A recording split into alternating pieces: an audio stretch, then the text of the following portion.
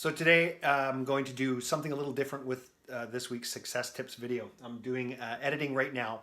I did a podcast with a fellow named Chris Rivera from Entigrity Offshore Staffing, and he wanted to bring me on to the podcast and hear more about the account success formula. And we went through a lot of there was a lot of content, a lot of value that was in this podcast. So what I thought I'd do is, instead of shooting another short little video for you, I would actually give you a copy of the entire podcast. So that's what I'm doing right now. I'm editing this. I'm going to get that done up, and it's going to start in just a few seconds as soon as I finish this little part of the video. And I hope you enjoy it because, like I said, there's some great tips in there for you to be able to implement into your practice right away. So there you go. Podcast en route. Enjoy. I know, October 15th deadline today. Yeah. So congratulations, all right. CPAs everywhere. let's get started. We're now live. Hello, everybody. It's good to see everyone. It's been a short little absence, but we are now kicking off hashtag BKOT, how to build a kick-ass offshore team, episode number 19. We've talked about quite a bit of things here, acquiring clients, right? Practice management, how to be a true business advisor, blockchain, remote working. Today, I have a special guest, Eric Solbakken from ericsolbakkencpa.com. And we're going to be diving into something that's very unique. I've met with Eric before and love the story, and I had to get him on here. So excited to introduce him. For 26 years as a CPA, he's an author, business advisor, and creator of the Accountant Success Formula. So, Eric, thank you so much for joining today. Please tell us about yourself and why we're here today, and let's get rolling. Oh, this is going to be fun, Chris. I'm looking forward to this. The Accountant Success Formula. So I've had other podcasts, so they're like, okay, so give us a story, and I said, well, it all began in a twinkle in my dad's eye back in 1969, and then they're like, no, that's too far back. 20 minutes. We have 20 minutes. Go quicker, go faster, fast forward. So I'll go. Let's move into the greatest era of all. Was the 1980s, when the hair, long hair and heavy metal was cool. I still think it is to this day. I'm still playing a heavy metal band, but I remember the day that I decided to become a CPA was 1988. I was sitting and trying to decide what I wanted to do once I graduated, and I thought, well, I'm good at math. I kind of like I wanted something kind of solid, and I thought, oh, I'll become a professional accountant. And so from there started the ball rolling, and which, some people say I probably have a bit of a split personality. You play in a heavy metal band and you're a professional accountant. Yeah. Something doesn't, so there's left brain, right brain, kind of going back and forth against each other. But so let's kind of fast forward. I did the traditional route. I went to university, then I started articling. I bought into the whole, suit and tie and billable hour and get into the rah, and I worked in the first practice for 18 years. And so it was the traditional billing by the hour, do as many tax returns as possible. He who does the most, overtime wins. And then that practice, my partnership, I had become a partner in that practice, and it collapsed. And then once it collapsed, I kind of had the slap in the face. It was like the wake up call. And I went, what have I been doing? Because I look back on all the years, the 18 years of my life I'd put into that, and how many overtime hours and missing, weekends with family members, especially in the spring. Never mind like what's happened this year with this extended tax season from hell for every CPA being October 15th. I'm wishing everyone well to get through that one. But when I realized that I had done that, I was like, okay, I got to do something different. So when I started up my new practice, I thought I'm going to do things completely differently. And I thought this has to change. We're smarter. We're professional accountants. We did a long time in school. We study hard. We have to stay on top of tax changes all the time. We should be having a better lifestyle, especially when you're doing tax returns for people who have way less education, making way more money, and having way more time off. I was like, that's like rubbing salt in a wound.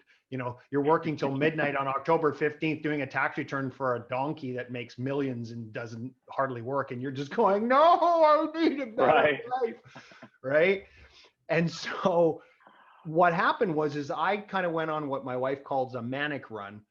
I started studying thought leaders and people in the business space and the accounting space, and thought, I got to find a better model. So I tested and tried. I actually became like an entrepreneur. I tested and tried a whole bunch of different models inside my accounting practice to make something fit, because I thought I deserve to make more money. I deserve to work with clients who appreciate me, and I deserve to have some free time. And so what happened is over those 8 years, I found a formula, now that I call it, that worked. And I never worked a single hour of overtime for those 8 years. My staff never worked a single hour of overtime. And what happened is at the end of it, I sold my accounting practice for a multiple on billings, like a multiple, not like a 1-to-1, not even a pennies to one, like it was multiple of on my billings, and easily sold it, walked away. Then I had a bunch of accountants saying, how did you do that, Eric? Like, first of all, how did you work with no overtime? Second of all, how did you make so much money, and how did you exit so easily? And so I started working with them one-on-one, a couple friends, then it was some more people asking. And so I started to formalize the process. And then what I realized is that this was something that could free more than just a handful of my friends or myself. I was like, well, not only could I do it, I could teach it to others, and others can do it as well. So what I did is I formalized the process. It's called the Accountant Success Formula. I wrote a book on it. Here's one here. And later on in the podcast, I'll give everybody a link to where they can get a free copy of this, because this for me was like, this is the path. Like, this is what I did that gave me that freedom. So I want to be able to give all your listeners a copy of this, and we'll share the link Appreciate it. podcast Thank for you. that. And I've got an online course that I do. I do one-on-one coaching. I have something called a partner program. And what's happening is that these accountants they're claiming their freedom back. So they're not working crazy overtime hours. Clients are paying them incredibly well, like incredibly well. I can go into some stories that make your head spin. And they're getting free time. And so they're not working crazy hours. And I know it kind of like, the problem, Chris, is that, and I know I'm talking like crazy here.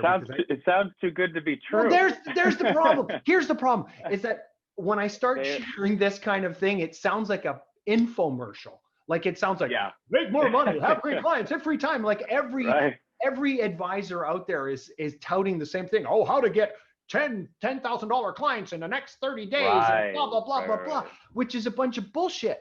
Like, it's not true. It's not true. I don't know if Facebook's going to blank me out now for swearing, but here it is. It's not true. Okay. Because I'm a CPA.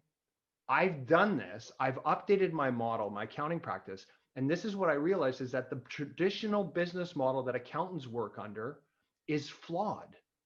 The reason why accountants don't make the great money and don't have all those, we call it the infomercial trappings, is because we're working under a flawed business model.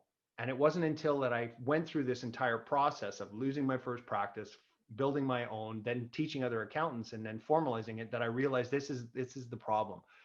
Accountants can make more money, and they can have free time and more freedom in their lives if they work in an updated model. So my accountant success formula program shows them how to go from a traditional model, which, billing by the hour and cranking out as many tax returns as possible, to this updated model. It's a step-by-step procedure that I did myself, that other accountants have done, and that it gives them back their freedom, right? And so that's the nut of it. But here's the fun thing, or not the fun thing, but when I talked to you about this before, I said, why is the traditional business model flawed? And I truly believe that the traditional business model is flawed because it keeps accountants from having those freedoms. It's oppressive, it robs us of our freedom, and it conditions us into believing 3 lies. And if there's CPAs listening to this, they will, if you work in public practice, you'll understand these 3 lies. They'll resonate with you. First one is that our worth is equal to how many hours we work. Right? That's the thing. You work more hours, you're worth more. That's how I bill more, is because I put more hours in. And that's the first lie. Yeah. Second lie is that my clients are naturally price sensitive to my services. Right? Number 3. All the time I hear that. Yeah. Number 3, tax time just has to suck. Right. It's just accepted. It's an accepted norm. It's just like accountants believe that this is just the way it is. They look around and see their other their other accountants, their, other colleagues, their partners, whatever, they're all working the same. So it becomes this, because we come like sheeple. We're just following the herd because we're thinking this is just the way it has to be. And so when you look at it, there's actually, there's a brainwashing that's happened for accountants. It's like, this is just the way it is. This is the way it's always been. This is the way we move forward. But that's part of our training from the profession. So really what we have here is a profession and a traditional model that brainwashes us into not moving forward. Mm-hmm. And that's as you can see, I'm a little bit passionate about this, is that once you see that that's the problem, and you see that here's a model that works and can give you those freedoms, I give you the steps to get there, then the world opens up for you. Right. I love the fact that for one, that is the personal story. It to me, that always resonates further. Experience goes so much further. You could be certified in this, certified in that, qualified in this degree, that, and so on and so on. But what's your experience? Now, I have all these certifications, I have no experience. And you have the certifications and the experience, and to me, the experience completely outweighs that, because you were in the day-to-day business, you're in the operations, you're realizing, wait a second, why is this the norm? Why is this a mindset? And sometimes it just could be slow to move through, like becoming virtual or trying to onboard your clients properly. I mean, there's just many different, it seems like hurdles, but essentially they're not. But why do you think that this change hasn't happened yet? I mean, you're spearheading it, and it's amazing to see, and it's needed, and it's refreshing. But why hasn't this been going on yet? Like, what's it going to take to just get this business model change? And so when new CPAs are coming in, they are starting with this idea of a service-based or value-based model. What needs to be done? Well, everybody has opinions. Everybody has a crystal ball. This isn't for me. Here's my experience. For me, I had to go through the pain of losing my first accounting practice, that partnership that I was in. I did it for 18 years of grueling billable hours, grinding it out. I had to hit a rock bottom. Like, I had to, basically, pain is your friend. And so what I found is that for the accountants that I work with, it was when I start telling them about the problem with the traditional model and the fact that the way that we work with our clients makes them price sensitive, and that the way we present our services makes them price sensitive. The type of services we provide them is price sensitive, and also the way that we bill them makes them price sensitive. They start going, yeah, I'm sick and tired of that. And then I show them the new model, and they go, I'm sick and tired of the pain and suffering that I've been going through. I wanted to go to something new. So it's like, if you're talking to an accountant who's comfortable and they're going, oh no, I'm comfortable, everything's fine. Well, they're not going to change. Right. And the real problem here is that accountants have become used to suffering at such a high level that they don't change. They just think it's normal. So when you look at the way accountants work, especially, you ask anybody on the street, any business owner, and you say, your CPA, do they work hard? And they're like, oh man, don't try and call them during tax season. That guy, that person, that girl, whatever, that guy, they work crazy hours. Everybody knows it. Everybody knows. So it becomes a social norm that accountants just have to suffer. And so it's like, there's a difference between acute pain and chronic pain. Accountants have become used to chronic pain. It's constant chronic pain. For me, I had chronic pain for 18 years, but I didn't know it. But the one thing that woke me up is when I went crash and I lost that partnership. That was acute pain. So that's like, kind of like, I call it the wake up call. It was like almost like someone slapped me across the face and I went, what am I doing? Like, what? Right. This is ridiculous. I'm smarter than this. Why are we suffering so much? And so for me, again, the reason why I give out a free copy of my book, and for most accountants, like, by the way, this isn't like War and Peace. This isn't an encyclopedia. This isn't the Tax Act, because accountants don't want to read a lot. This is a simple, call it a 2-hour read, but it's packed with valuable information that gives them that stepping stone. That's why I give it away for free, is because, you know, I want as many accountants as possible to know that there is a possible way. Like the top part of this, the book says, have you ever asked yourself, does it always have to be this way? Mm-hmm. And many accountants never ask themselves that question because they just assume that it has to be this way. And the reason why I know that is because I did it for 18 years. Like I didn't even question it. I thought I was succeeding. I thought I started, I got a job. Now I'm articling. Now I finally go through the courses. I finally get my professional designation. Yes. Now I'm going to become manager. Yes. Now I'm going to become partner. Yes. I'm winning. I'm winning. Like, it's like, you know, it's there. You're not winning. You're losing. Right. But you don't even know it. Yeah. We want to avoid that point. I mean, that's why it's the free book that you're doing is just awesome, and it just gives them some insights, because we don't want everyone to hit that point where they have to realize it should just become the new norm, right? That's what I was trying to figure out. How do we just get that? I mean, we can make this mainstream, and your idea and your story needs to be the accepted norm.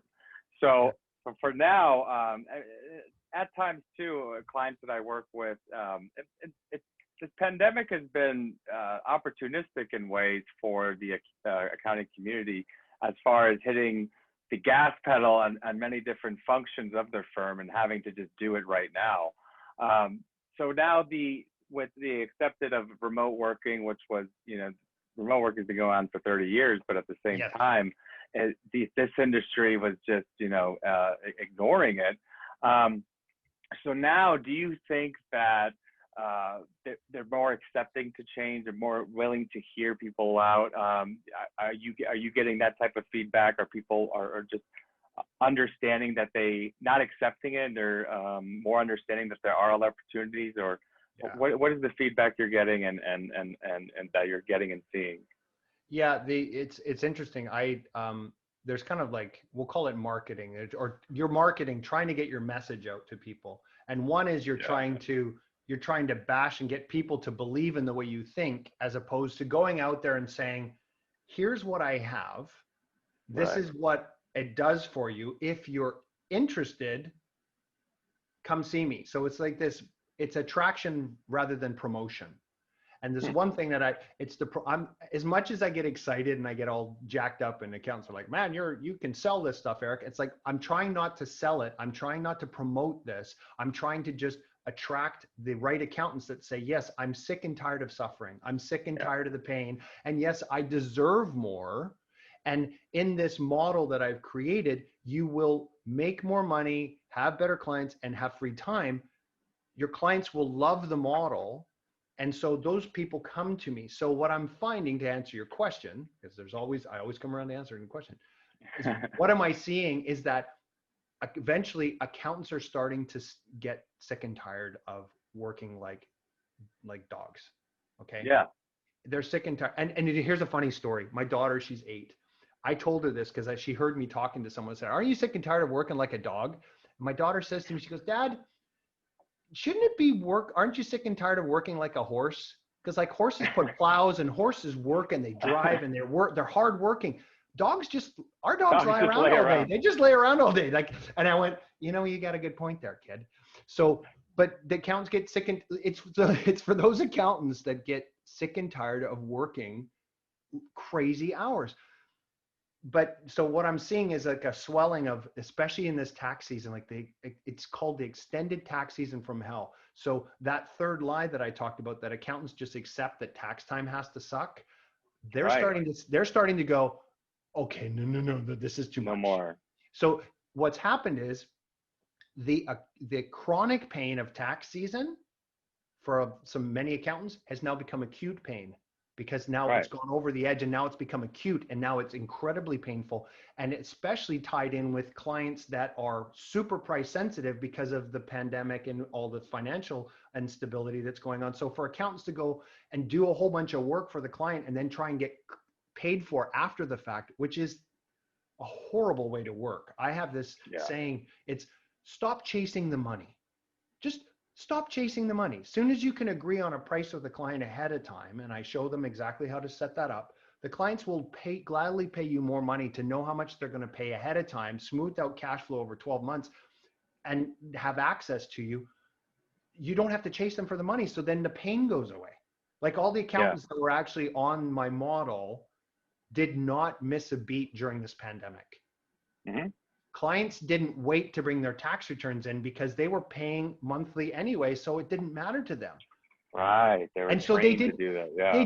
They brought it in because they're like, I've already paid it. So it's not like people holding back their taxes going, well, I'm going to wait until October 15th and then I'll give it to my accountant. So now the accountant's got this period of from January all the way to October 15th, not October 15th. Oh, let's go November 15th. Oh, let's say the client doesn't pay you till December 15th. So you're not making your money until December 15th.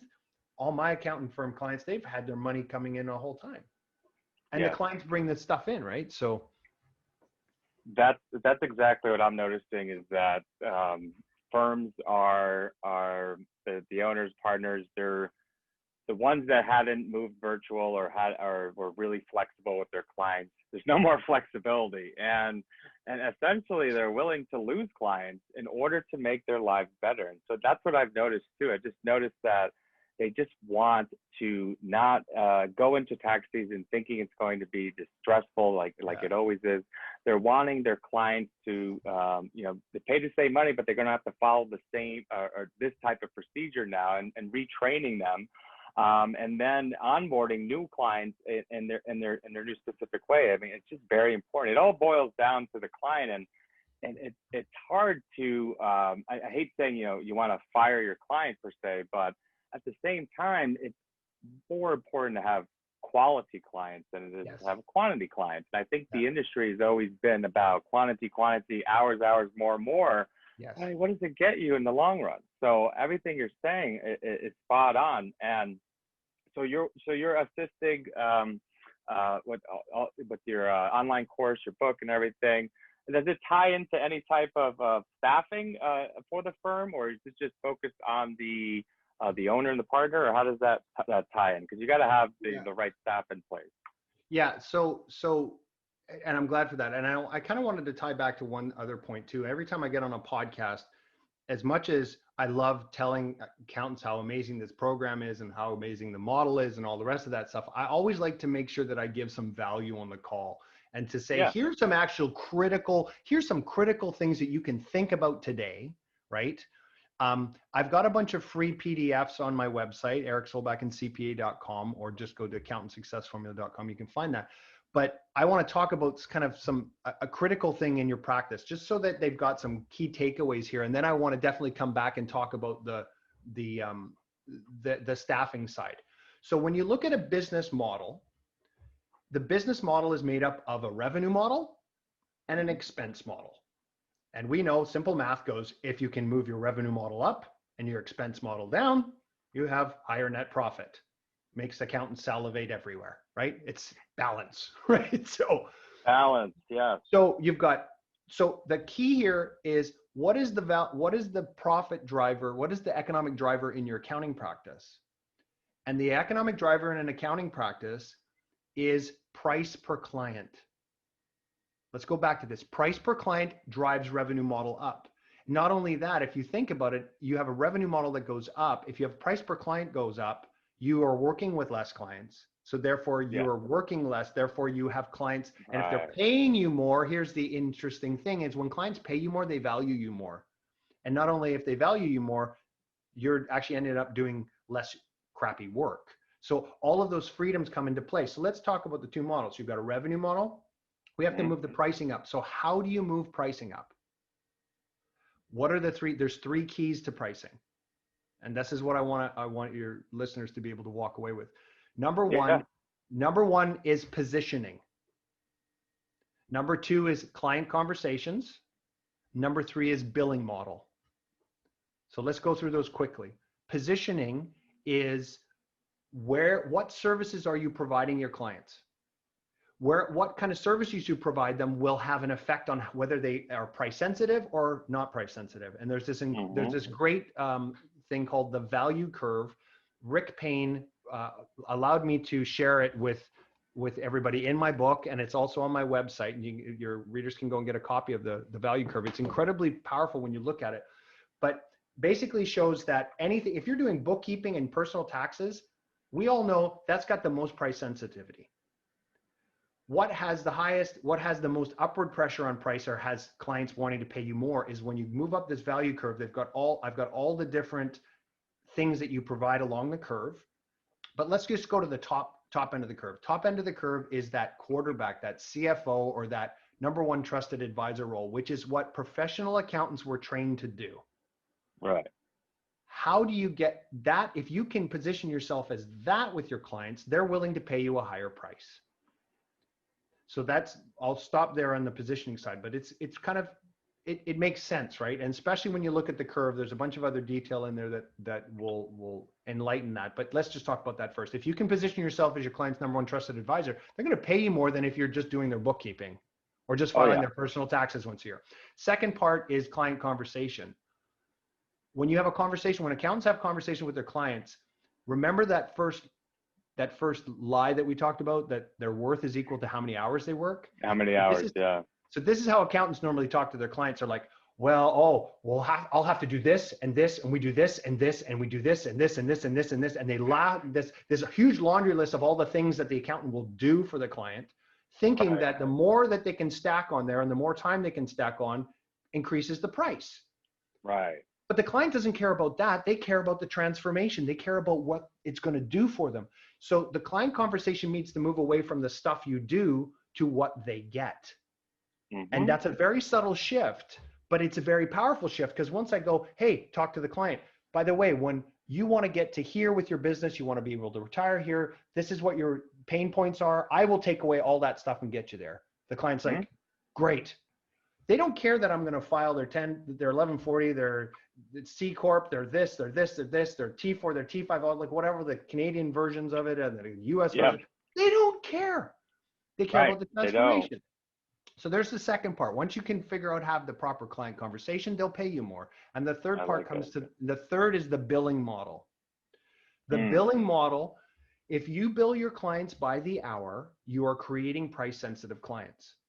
So let's go back into the client conversation. I'm sitting there. Hello, Mr. Jones. How are you? Yeah, you'd like to work with us? Well, this is what I'm going to do for you. I'm going to do this, and this is going to take this many hours, and this is really difficult, and blah, blah, blah. Mr. Jones then looks at me with wild eyes and goes, how much is this going to cost me?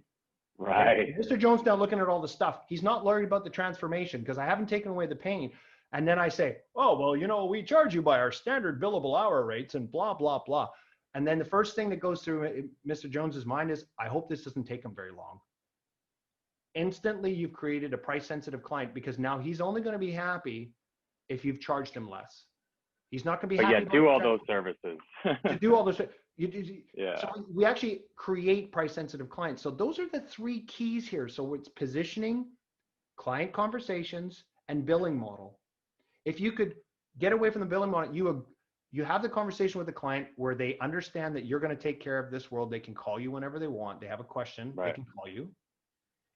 If you have the conversation and show them that you're going to take away some pain or add some more pleasure to life, get them to what they want, their transformation they're looking for, instead of the stuff.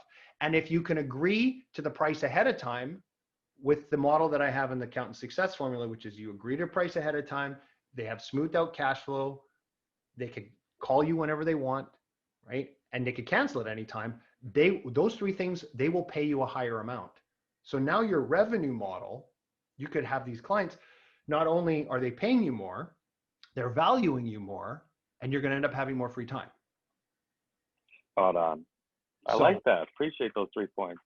So there's the revenue model. Now let's come back to Chris's question.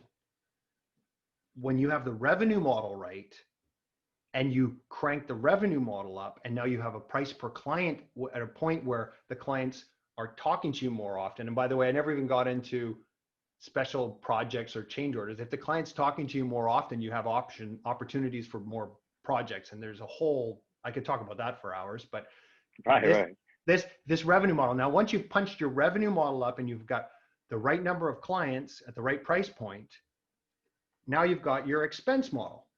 And so revenue model, expense model equals your net income, right? Again, accountants Sell it. everywhere they're all excited. So there's my net income. If you can move your expense model down, it then creates an even bigger net income. So I'm just doing it differently between the 2 points, right? So if you're here and here, you're not making any money. Here, you're losing money. Here, you're making more money. And then here, you're making great money. So the one thing that I love and about why I was so excited to talk to you, Chris, and about offshore staffing, right, is it's your offshore staff is that we can move that pricing model down. And so the revenue model goes up, the pricing model comes down, and I see there's a beautiful orchestrated music that happens here once we get those two going in the right direction. So I'm pushing it this way with the accountant success formula model. You're bringing it this way with the offshore staffing. Makes me want to weep. It's beautiful. Oh my God. But it's simple math, dude. Like, it's just simple math. It is. The way you're explaining it, this seems like this should be the norm, honestly. And it's very refreshing to hear. You're very passionate about it. Any final thoughts before we go? Final thoughts is this. If you're an accountant, like, again, what you put in there, if you're an accountant that got into the profession for all the right reasons, but you're finding yourself caught in this, know that there is a way out.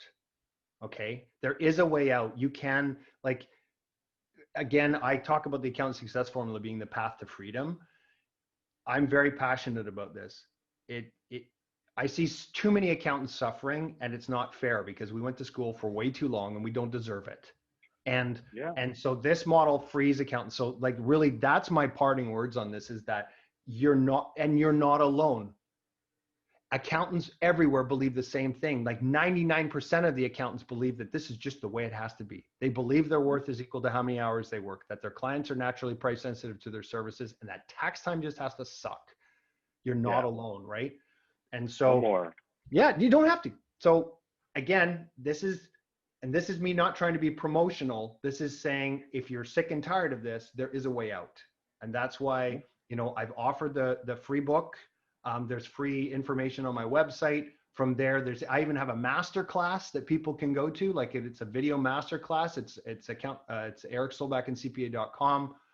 Or actually, no, it's accountantsuccessformula.com/ASF masterclass. So that's ASF masterclass. You can go there. It's a free masterclass, gives you more information. And then if you decide you want to do it, like I said, there's these 3 models that I have for accountants. They can either do it themselves with the online program, we can work one-on-one, or I have a partner program for those accountants who want their freedom back. And that's it. Beautiful. Eric, thank you. It was a pleasure meeting with you the other day, for one. I can't say more enough. And then today, thank you so much. I mean, we do this together last minute, but it's very important to get this message out there because, the tax season is approaching. This is literally the 3rd in a row between the changes the first year, this ongoing chaos this year. So the accounting community needs help, and you offer a help to where you know how to get it done because you went into this excited. You were like, holy cow, what the hell am I doing? To now you fixed it, and you could offer the service and solution out there. And that's what the accounting community needs. So thank you so much for taking time to join with me. I see you joining this again soon because we have a lot more to talk about. But for now, all right, for the audience, thank you for taking some time out, taking a little break. They're finishing up this deadline. We'll be back with new material that we're working on in the next week or so. And so happy Thursday, happy tax day. I know everyone's going on vacation the next couple of weeks. Please take the time, enjoy it, stay safe, visit family, but just please be safe, and we will speak soon. Eric, again, thank you so much. Take care for now. Thanks, Chris. Thank you. Thanks everyone for attending. And apologize about my lighting. I tried to use natural light today, but that didn't work. So noted. So at least the back looks good, but I'm like a shadow. Oh God. Oh yeah, you're killing it. It's all good. Goodbye for now. Take care.